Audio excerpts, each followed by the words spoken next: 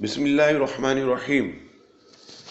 کسی نے سوال پوچھا کہ جب ہم با جماعت نماز ادا کر رہے ہوں تو کیا امام کے پیچھے سورہ فاتحہ پڑھنا منع ہے؟ احادیث سے ثابت کیجیے۔ جواب سماعت فرمائیے۔ نماز پنجگانہ معراج کی رات فرض ہوئی اور معراج نبوت کے 12ویں سال میں ہوئی ہے، اور ابتدائی اسلام میں جو نمازیں پڑھی جاتی تھیں ان میں مقتدی اور امام دونوں جو ہے وہ سورہ فاتحہ پڑھا کرتے تھے، لیکن جب یہ آیت نازل ہوئی تو اس سے مقتدی کی قراءت بالکل منسوخ ہو گئی۔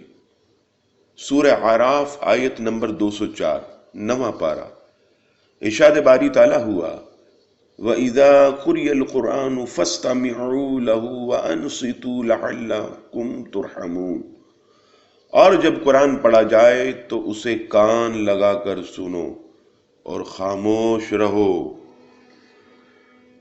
تاکہ تم پر رحم ہو۔ حضرت عبداللہ ابن عباس رضی اللہ تعالیٰ عنہ اس آیت کے تحت فرماتے ہیں کہ جب نماز میں قرآن مجید پڑھا جائے تو اسے توجہ سے سننا اور خاموش رہنا یہ واجب ہے۔ اسی طرح تفسیر معالم التنزیل میں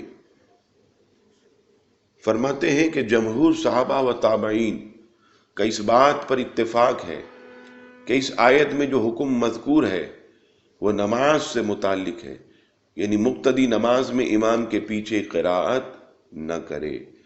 اور یہاں یہ بھی بات یاد رہے کہ اگر امام آہستہ سورہ فاتحہ پڑھا جیسے ظہر میں، عصر میں، تو ان نمازوں میں بھی مقتدی خاموش رہے۔ چنانچہ امام نسائی کتاب الصلاۃ حدیث نمبر 934 نقل فرماتے، حضرت ابو ہریرہ رضی اللہ تعالیٰ عنہ سے مروی ہے کہ نبی پاک علیہ السلام نے فرمایا کہ امام اس لیے ہے کہ تاکہ اس کی پیروی کی جائے، جب وہ تکبیر کہے تو تم بھی تکبیر کہو، جب وہ قرات کرے تو تم خاموش رہو، اور جب امام سمیع اللہ لمن حمدہ کہے تو تم ربنا لک الحمد کہو۔ دوسری حدیث پاک جسے امام نسائی نے کتاب الصلاۃ حدیث نمبر 935 نقل فرماتے کہ حضرت ابو ہریرہ رضی اللہ تعالیٰ عنہ سے مروی ہے کہ نبی پاک علیہ السلام نے ارشاد فرمایا کہ امام اس لیے ہے کہ اس کی پیروی کی جائے، جب وہ تکبیر کہے تو تم بھی تکبیر کہو، جب وہ قرات کرے تو تم خاموش رہو۔